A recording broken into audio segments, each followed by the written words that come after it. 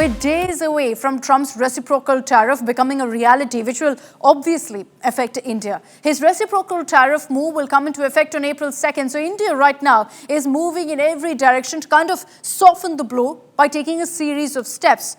And so we'll begin this broadcast with that aspect of India's response and talks that are underway. So let's begin by talking about how India is doing this.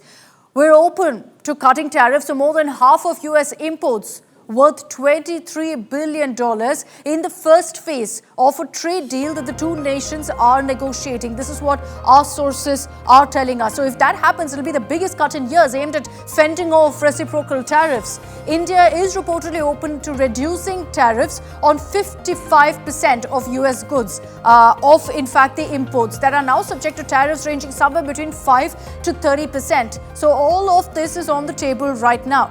India is ready essentially to substantially lower tariffs or even scrap some entirely on imported goods that are worth more than $23 billion from the United States. So what does that mean? Well, tariff on meat, maize, wheat and dairy products that now range somewhere between 30 to 60% are off the table. So none of these will get cut. Now, those on almonds, and these are tariffs on almonds, on pistachio, on oatmeal, quinoa, that may be eased. So that's where really the government is looking at perhaps easing some of the tariffs. You could also see for a phased cut in automobile tariffs, now effectively more than 100%. This is one of the biggest bones of contention. So the government is looking at maybe phased cuts on this, not immediate cuts. I will see how that progresses. These are the steps that India is considering, is what our sources are telling us. Essentially taking steps to control the reciprocal tariffs. Let's talk about why. What really will be the impact of the reciprocal tariffs on India? Well, the estimated impact of reciprocal tariff is this. Increase of 6% to 10% in tariffs on items such as pearls, mineral fuels, machinery, boilers, electrical equipment, which make up essentially half its exports to America. Due to reciprocal tax, you're going to see $11 billion worth of pharma and automotive exports essentially seeing the most disruptive impact due to reciprocal tariff, given the dependency that they have on the US market. Such reciprocal tariffs would hit 80% of total exports to America.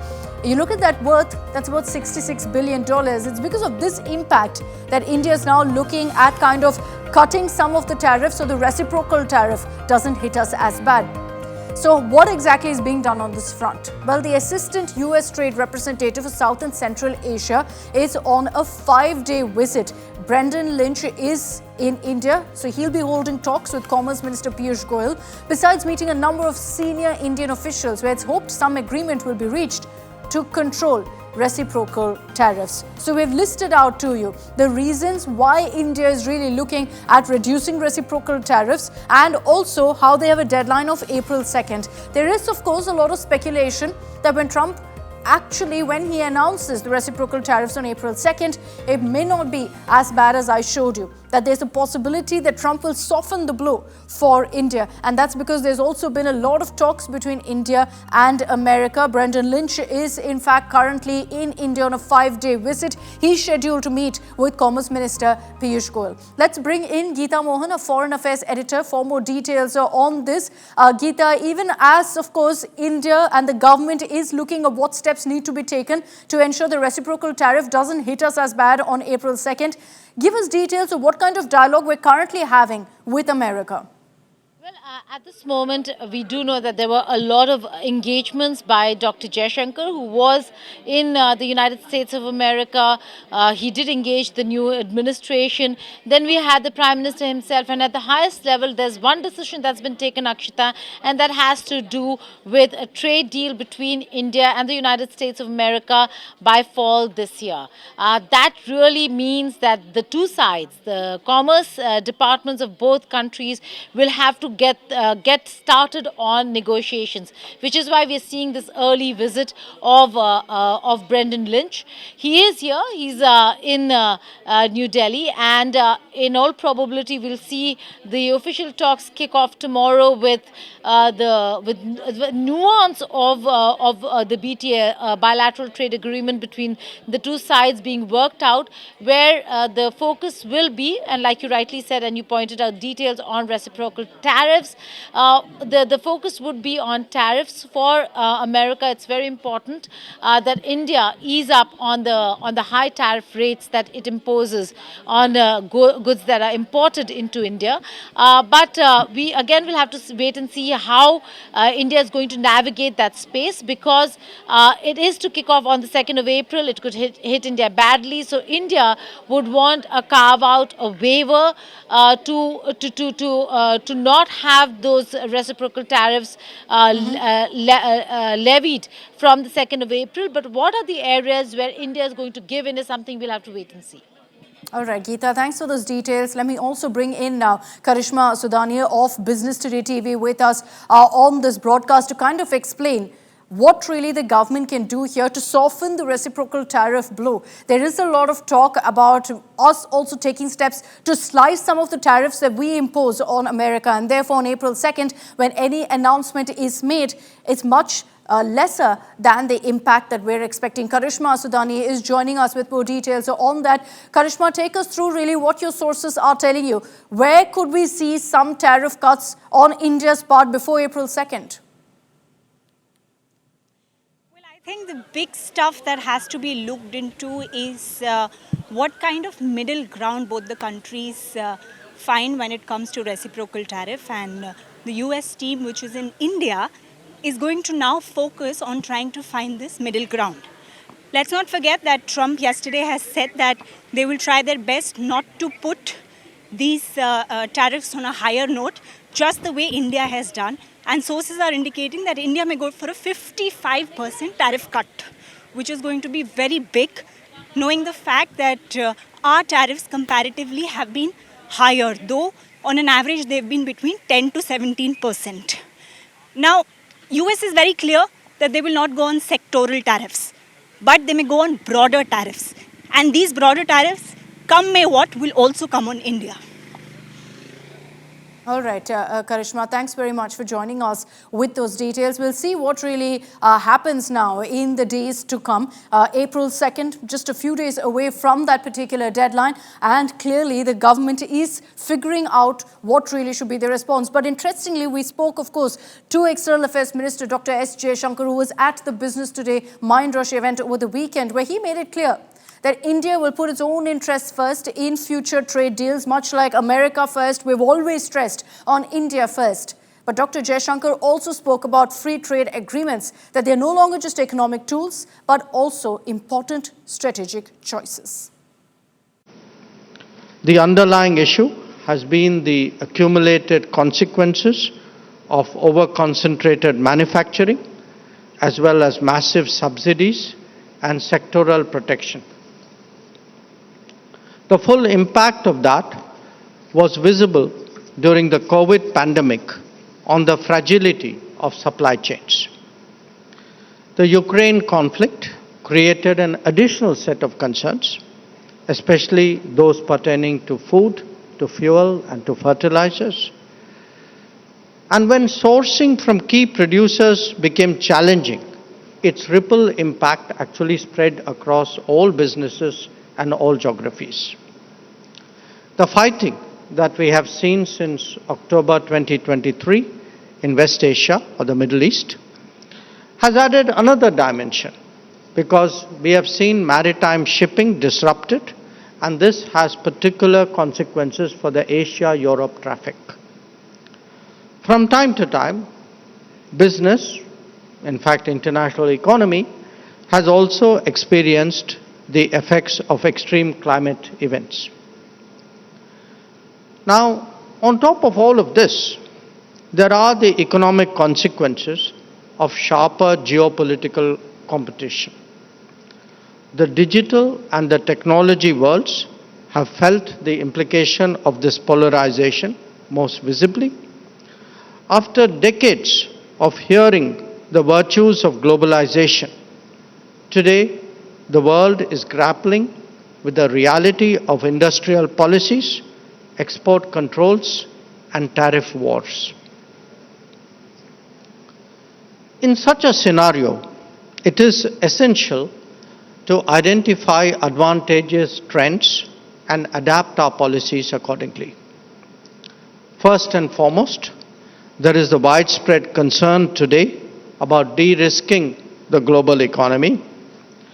The solution lies in more diversified manufacturing, Mr. Birla referred to it, in more innovation and technology, and in stronger trade, including those that pertain directly to food and health security. Put together, what that means is a re-globalization that is fairer, that is more democratic, that is less riskier than its earlier model. What is so exciting is April 2nd is just around the corner, and that's American Liberation Day. That's the day when the rest of the world starts to treat America with respect. And your leadership, understanding how the rest of the world treats us and what balance and what fair trade finally is going to be, is going to take care of America. It's going to launch the External Revenue Service to start to build the power and prestige of America back. And I'm honored to be helping you on that course. So India no longer needs to hide behind tariff walls because its industry is not competitive. That's what one of the tallest industry leaders has to say about the threat of Trump tariffs. Jamshed Naroji Godrej, chairman and MD of Godrej Employees, believes it's time for a shift, saying the current situation is very, very different from 1991 when the industry was far from competitive and tariffs were needed essentially to protect Indian enterprises. Godrej, however, emphasizes that India must focus on scaling industries like steel and cement while building robust supply chains that are sustainable and export-ready. Listen. India has always had high tariffs, right? Okay, why? Because we wanted to protect industry. What happened in 91? Okay, why did that whole system of deregulation take place? Why were tariffs cut? Why was the rupee significantly devalued? Okay, we have to be competitive. I mean, tariffs is all about competition. You know, if you're going to hide behind tariff walls, you know, you're not going to be competitive. I think this was the most important takeaway of 91, was that Indian industry was not competitive, which is why it had to go through that pain. Okay, today, industry is pretty good, very strong. As I mentioned there are many companies, you know, which are both global companies, Indian companies, everyone, and there are lots of them who are internationally competitive and doing a good job. But India is still tiny when it comes to manufacturing. So this is the challenge. Okay, so with India potentially lowering tariffs on 55% of US imports, the outcome could, of course, have significant impacts on both nations' trade relations. Is there a possibility of Trump going soft on India when he announces reciprocal tariffs? We decode that in our next report.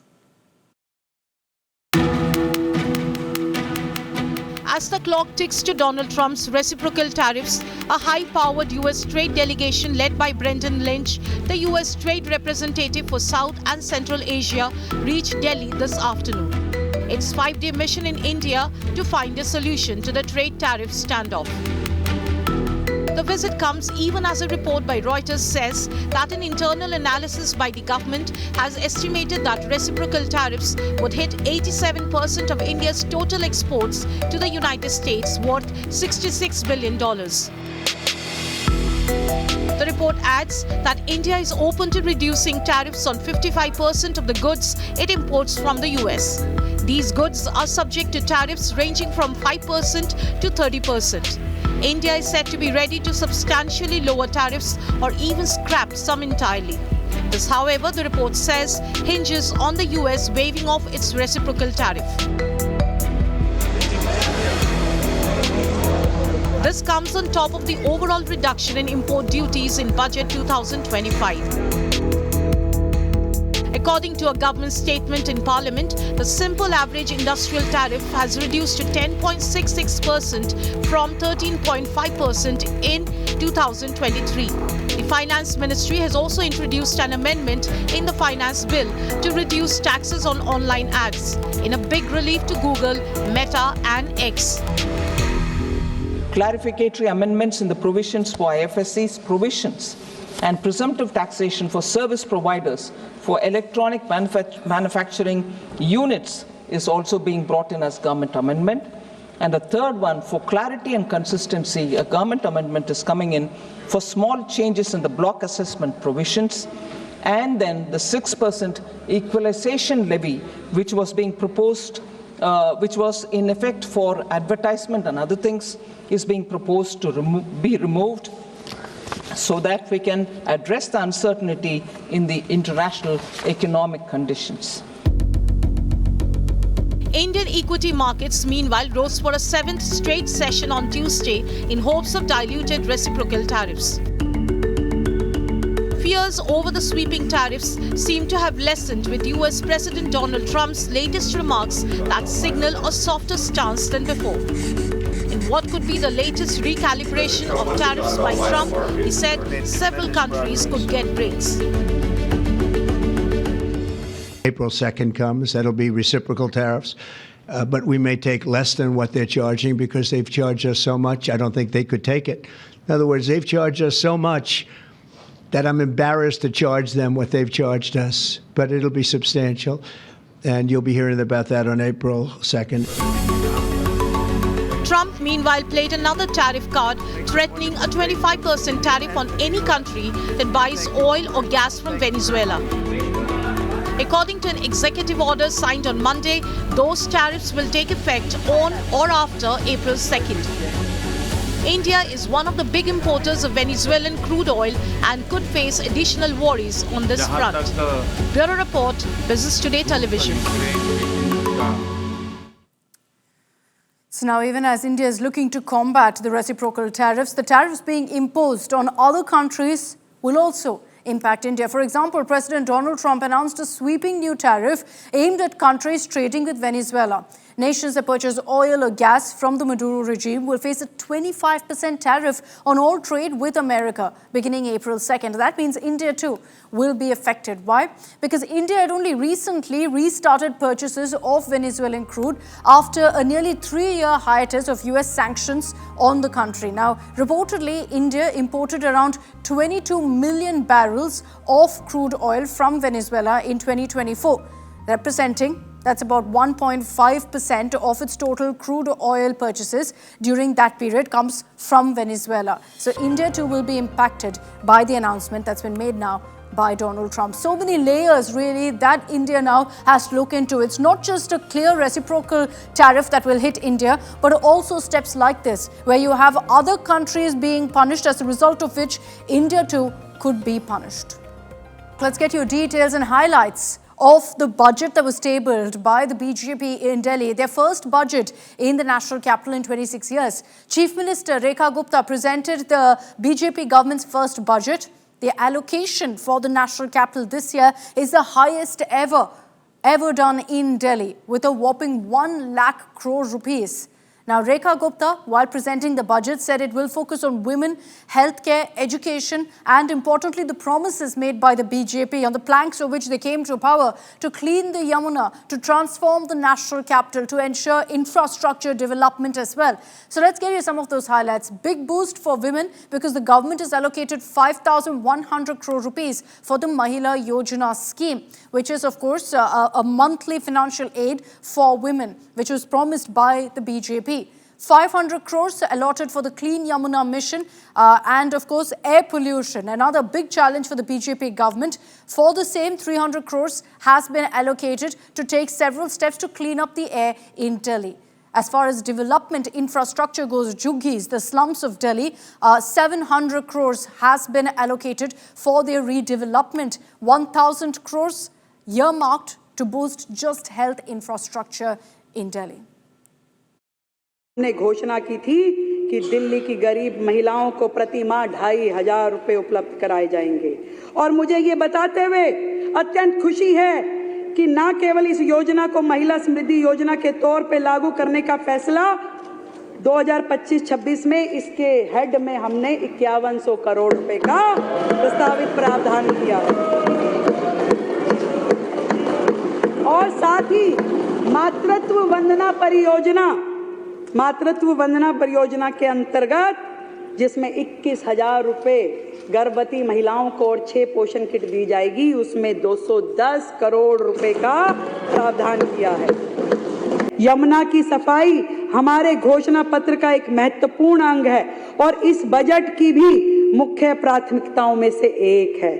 Yamuna भारतीय सभ्यता के ताने बाने में बहती हुई जीवन रेखा है, हम सब के लिए जीवन रेखा है, लेकिन दुर्भाग्य है कि पिछली सरकार इसे स्वच्छ करने में विफल रही।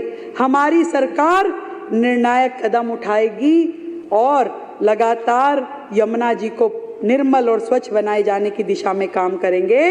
इसके लिए हमने 500 करोड़ रुपए की लागत से 40 डिसेंट्रलाइज सीवेज प्लांट ताकि कोई भी गंदा नाला यमुना जी में ना गिरे, इसके लिए हमने 500 करोड़ रुपए की अलग से व्यवस्था की है ताकि वो सीवेज का पानी उसी जगह पे ट्रीट कर दिया जाए और यमुना में जो पानी जाए वो साफ पानी जाए। अध्यक्ष जी, इसके लिए हमने अलग से 500 करोड़ की व्यवस्था की है। यहाँ ये कहना भी उचित होगा कि सरकारी आय इसलिए घटी क्योंकि जो राजस्व सरकार को मिलना चाहिए था वह शराब माफिया, जल बोर्ड, पीडब्ल्यूडी के ठेकेदारों के माध्यम से पिछली सरकार से जुड़े हुए संबंधित लोगों को मिल रहा था, सरकार के खजाने में नहीं आ रहा था। इसलिए दिल्ली पिछड़ती गई। पर अब भ्रष्टाचार, कुप्रबंधन एवं अक्षमता के दिन, आपदा सरकार के दिन चले गए हैं। हमारे 1 लाख करोड़ रुपए के ऐतिहासिक बजट में किए जाने वाले कैपिटल एक्सपेंडिचर, अध्यक्ष महोदय, उनको दुगनी बढ़ोतरी दी गई है, दुगनी डबल कर दिए गए हैं।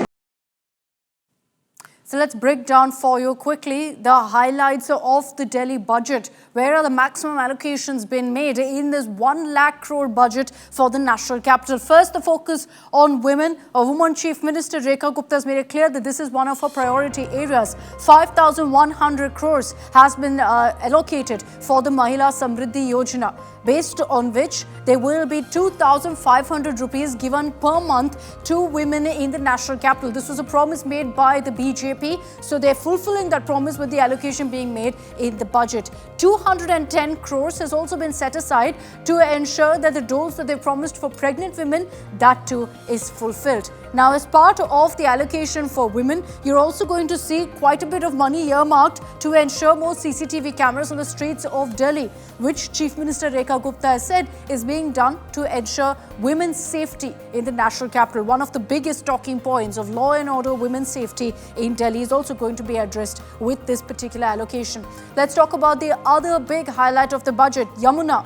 And a big allocation there too, because 500 crore rupees has been allocated for ensuring that sewage treatment plants are set up along the Yamuna. The ones that are there function, and more are added as well across Delhi. 1,000 crore rupees has also been set up for water schemes, and especially to ensure that every single part of the national capital has access to clean drinking water, which is something the BJP promised. 250 crore rupees to fix old sewage lines and therefore ensure that Yamuna is cleaned up, that there's no dirty water getting into the river. 40 new sewage treatment plants will be set up in Delhi with the money that's been earmarked for cleaning up the Yamuna. Remember that Rekha Gupta said that in 3 years, the Yamuna river will be cleaned out. Let's talk about the other big graphs for Delhiites, water pollution and air pollution. What's being done on the pollution in the national capital? 506 crore rupees has been earmarked, set aside for a green Delhi,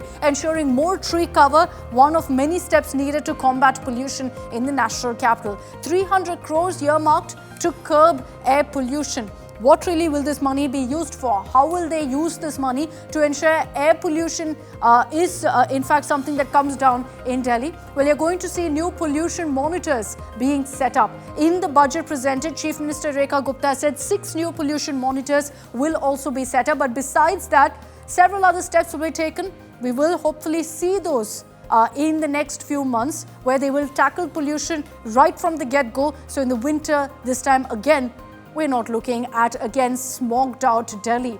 Let's talk about healthcare. 1,000 crore rupees allocated just to upgrade 24 hospitals in Delhi. And the BJP is putting a clear thrust on healthcare because the Aam Aadmi Party has always spoken about the AAP healthcare model in Delhi. So the BJP instead is setting up a lot more hospitals. They'll be upgrading 24 hospitals and also PHCs, which is health centers. 320 crores has been earmarked to set up 400 new health centers across Delhi to kind of take on the Mohalla clinics, which, remember, have also been rebranded. On education, 100 crore rupees has been kept aside for PM Shri schools, which is, of course, in a tie-up with the central government. So this will be where you see the double engine really coming into force here in Delhi. 50 crore rupees for 175 computer labs, 100 crore rupees for smart classes. Free laptops will be given to 1,200 students, because that's another issue really that the BJP spoke of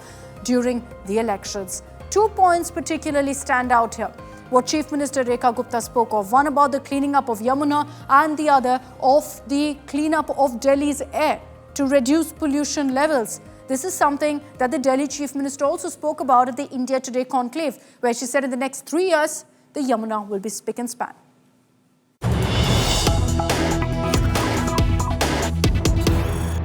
हमने यमुना को साफ़ करने का काम शुरू किया है। वहाँ से गार्बेज क्लीनिंग, वहाँ पे एसटीपीज़ बना करके जो नाले यमुना में गिरते हैं उसको क्लीन करने का काम शुरू किया। मैं उस दिन एलजी साहब के यहाँ गया, उन्होंने कहा कि हम यमुना को ऐसे बनाएंगे जैसे साबरमती है या जैसे टेम्स है, 100% कि वहाँ पे आप बोट्स लेके जा सकते हैं, कनूइंग, कयाकिंग कर सकते हैं। बिल्कुल। अब ऐसे सपने मत दिखाइए कि हम लोग बूढ़े हो जाएं और अभी भी गंदगी वहीं पड़ी। उसके लिए आपको बूढ़ा होने की जरूरत नहीं है। आप उसको 3 साल में देख पाएंगे कि आप हमारे साथ क्रूज में चलेंगे और एक ऐसा ही लाइव कॉन्क्लेव उस पर करेंगे। 3 साल में पक्का? नहीं, ये लोग तालियां बजा रहे हैं क्योंकि वो चाहते हैं। इसको आप नोट कर सकते हैं, आप करवा लीजिए। कोई है यहाँ पे नोट करने वाला? सब नोट कर रहे हैं, आप चिंता नहीं कर रहे हैं तो आप डेट फिक्स कीजिए। अच्छा, इतना कॉन्फिडेंस? आप डेट फिक्स अच्छा, देखिए पोल्यूशन पे कॉन्फिडेंस कम है, यमुना पे ज्यादा, वो क्यों? देखिए बात सुनिए, हर काम को आज हम यमुना पे काम शुरू कर चुके हैं।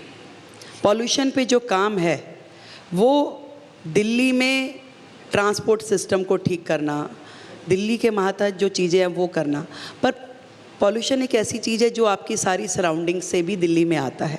उसमें जो मल्टीपल एजेंसीज इन्वॉल्व है, हमें उन सब पे काम करना पड़ेगा। और मैं विदाउट होमवर्क बहुत चीज़ें बोलना नहीं चाहूँगी। मुझे लगता है कि मैं जब अपने आप में पुख्ता जवाब देने की स्थिति में हूँ और उस काम को करके दिखा पाऊँ, मुझे तभी बोलना चाहिए। So let's hope, as the Delhi Chief Minister says, in 3 years we will see a clean Yamuna where we can all go out and have a walk on the riverfront. Controversial YouTuber Savakar Shankar, based in Tamil Nadu, is now alleging that there's been an attack on his residence.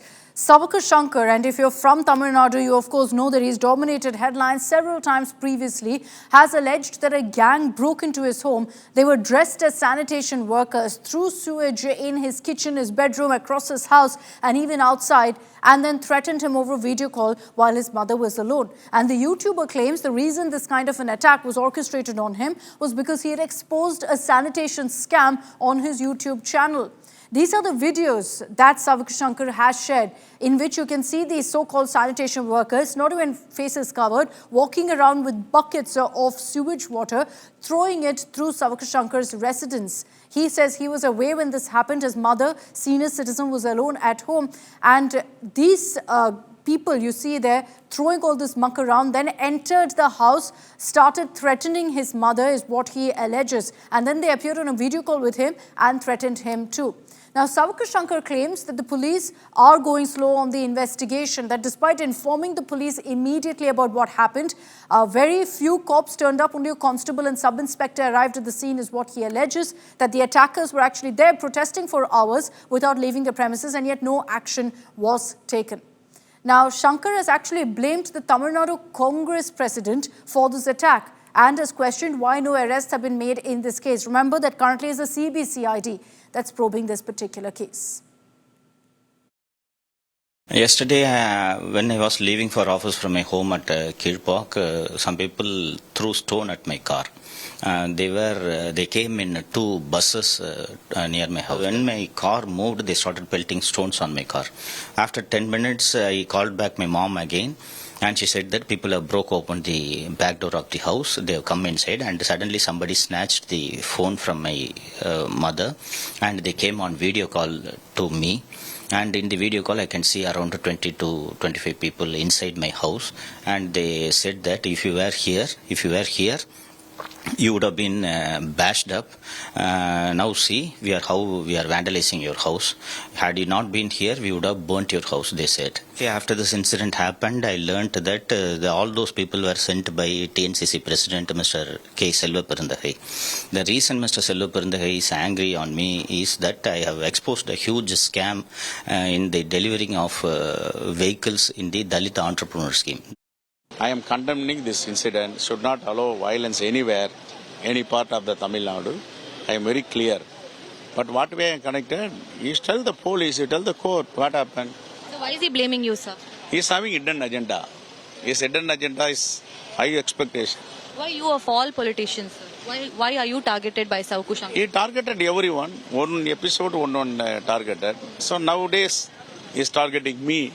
I don't bother. He is having speech of freedom. Write up the letters. He can write, he can speak, anything. So are you saying you have no role in the vandalism? How can?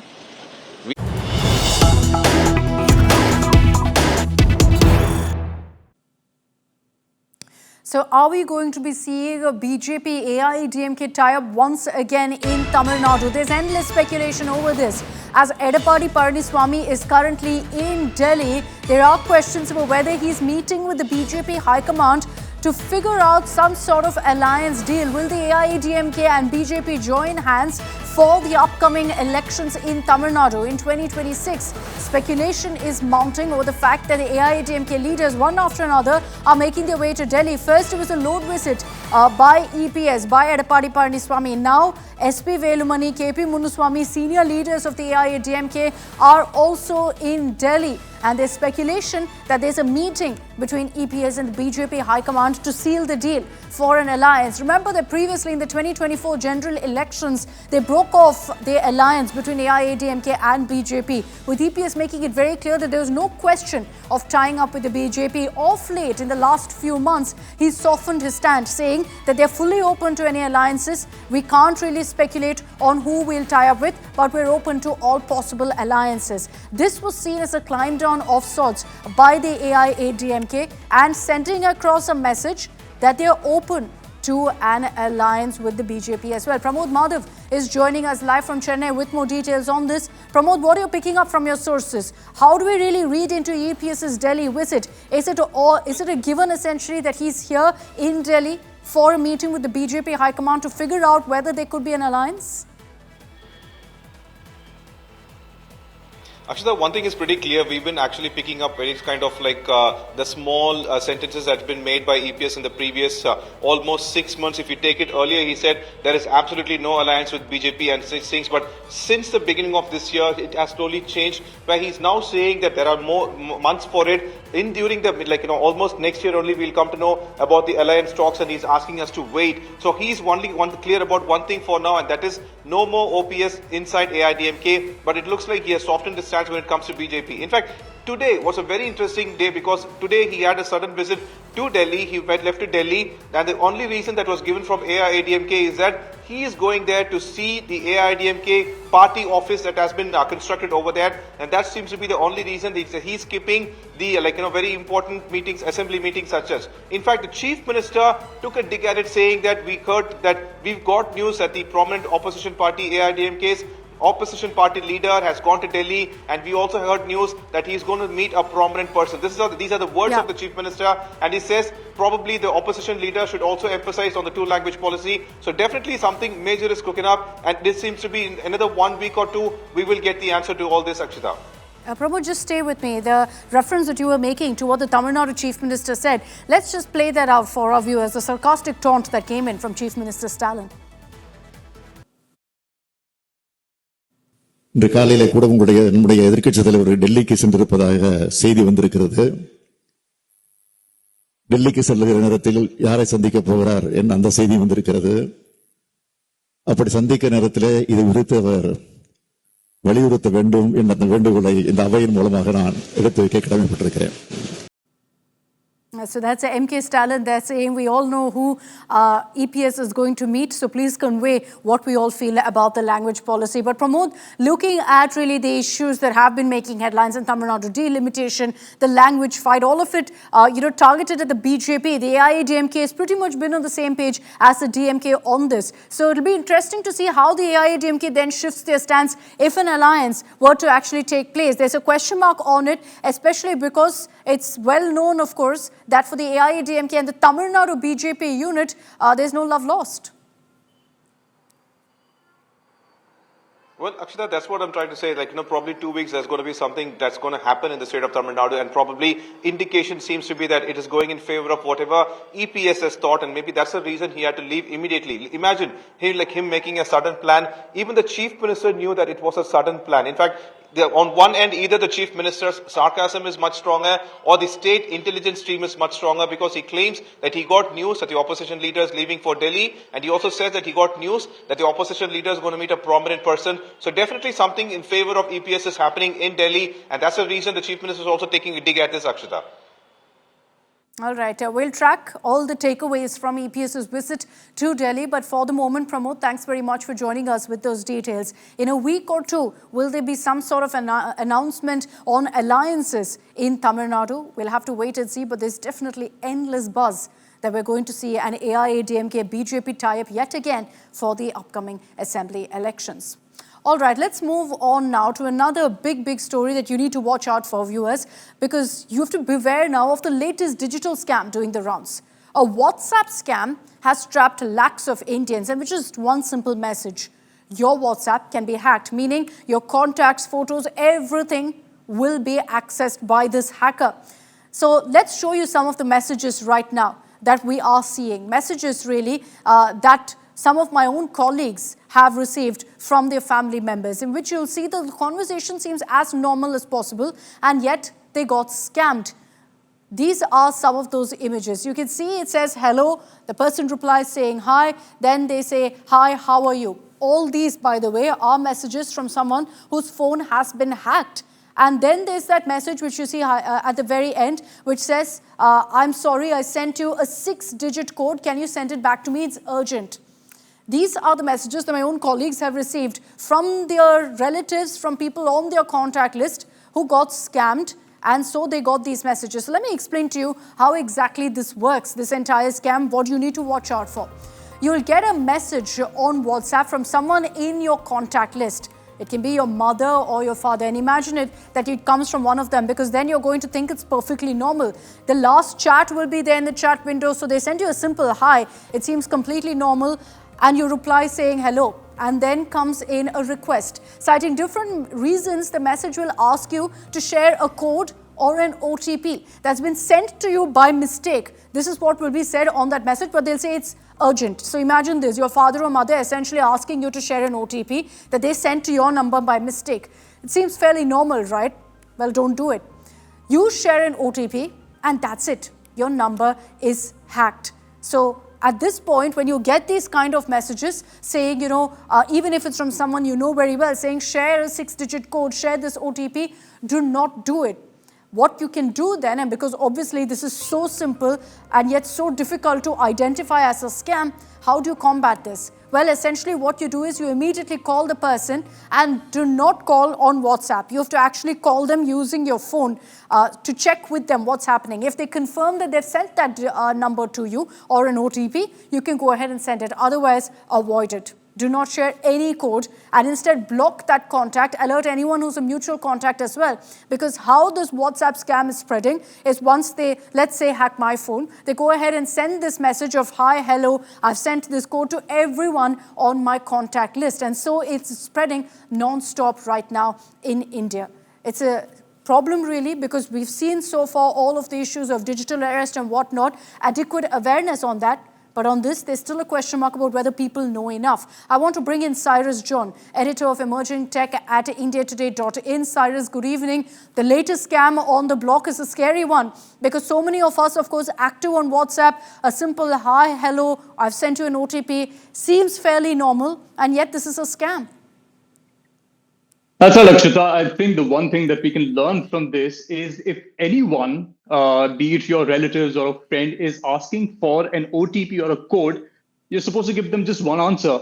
Absolutely no. So yes, hackers are getting smarter and they are finding ways to basically hack into phone numbers and WhatsApp numbers of your relatives. And that's how they are targeting you. It's pretty common these days, and it's surprising of how with so much ease that these hackers are doing it. So I think the basic thing that people need to do is communicate with each other, especially the elders of the family. They need to be informed that if anyone, even, for example, if it's their relatives and members of the family, if they're asking for a code, the answer should be no, because WhatsApp works very differently these days. You can activate your own WhatsApp number on multiple devices. And in order for you to activate WhatsApp, you just need this 6-digit OTP code. And your WhatsApp is basically your life. All your images, private conversations are stored on servers. And if a hacker gets access to that, they can basically access everything that you have on your WhatsApp. So I think the simple step is keep your family members informed about not sharing any form of number or OTP with anyone. And if you really must, just call them up on their phone number, not on WhatsApp, and then give them any information that they require. Yeah, useful advice there. Thanks very much, Cyrus, for joining us. The biggest issue here is lack of awareness about these scams. The more people know, the less they're going to fall for it, which means that these hackers then have no way of going ahead and using WhatsApp to kind of hack into systems, use all of the contacts, compromise all of your data. So watch out for all of these scams. And here on India Today, of course, we'll continue putting the spotlight on each of these scams to ensure that you don't fall for these kind of digital issues.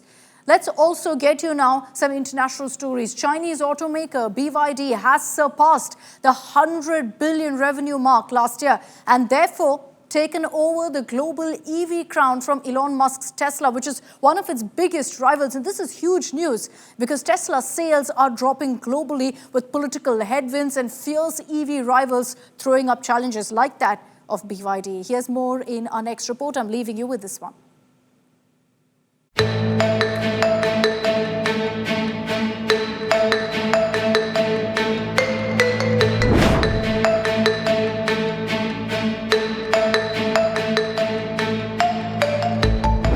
He's been hogging the limelight as the US president's influence in chief.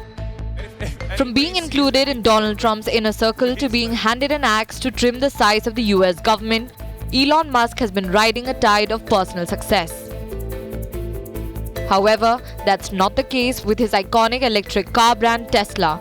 In a stunning shift in the electric vehicle market, China's BYD has surged past Tesla, claiming the top spot in global sales. According to latest reports, Chinese automaker BYD recorded a staggering $107 billion in revenue for 2024, eclipsing Tesla's $97.7 billion. BYD sold nearly 4.3 million vehicles last year, a mix of fully electric and hybrid models, dwarfing Tesla's 1.79 million pure EV deliveries. That is more than double of Tesla's output, a gap that's turning heads worldwide. In China alone, BYD's dominance is clear.